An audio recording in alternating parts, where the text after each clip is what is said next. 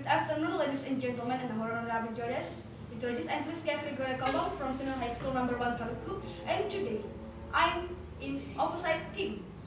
I'm as the first speaker. We are totally disagree with this motion today. This House prefers the strategy of pushing for institutional reform to address police abuse and misconduct rather than defunding the police. We, from the interrogative team, we are totally disagreeing with this motion. We are disagreeing to allow the government to pushing for institutional reform to address police abuse. The main duties of the police are security and public service, enforce the law and provide protection and also service to the community. We strongly believe if the funding the police should be sustainable.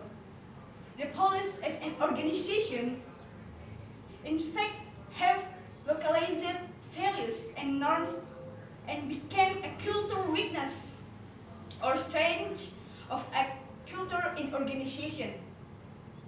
Ladies and gentlemen, it can be related to the performance of its member. In the police, leadership also has a very important role.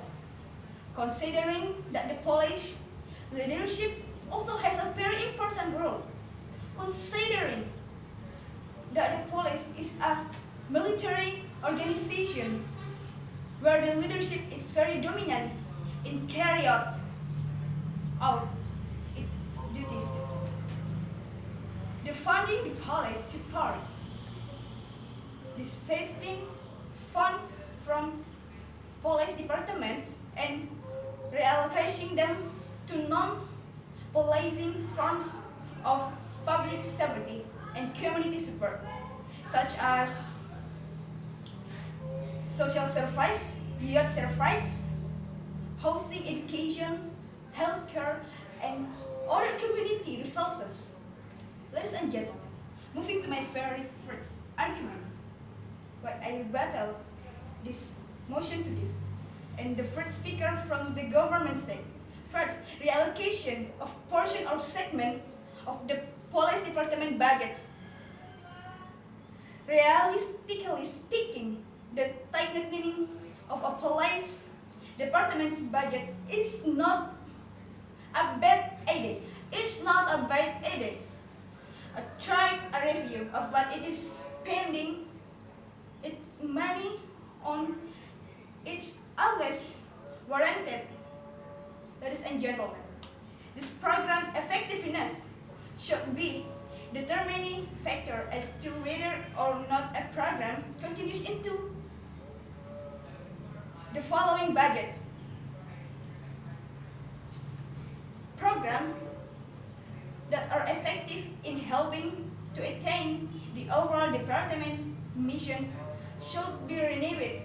If a program is looking in its overall effective, it should be tailored. Ladies and gentlemen, this defunding police or a social program, I am a young and adult in reducing criminality work, and they are go hand in hand with police work. That's my second point.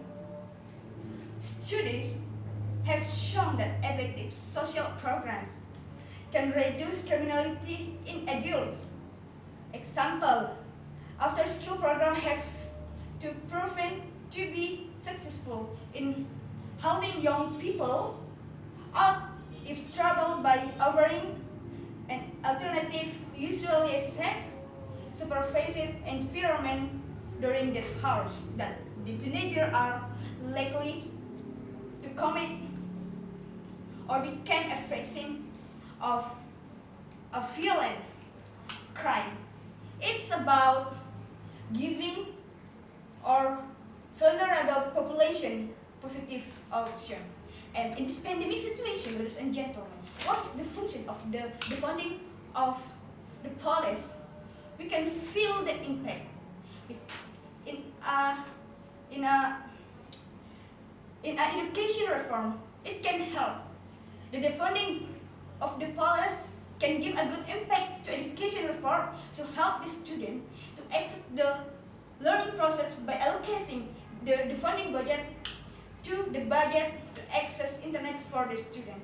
So once again, I, as the first speaker from in totally disagree motion to prefer the strategy of pushing for institutional reform to address the police abuse and misconduct rather than defunding the police, because defunding the police has so many good impact for life, for society, for Indonesia, and also for society in every country in this world. Thank you.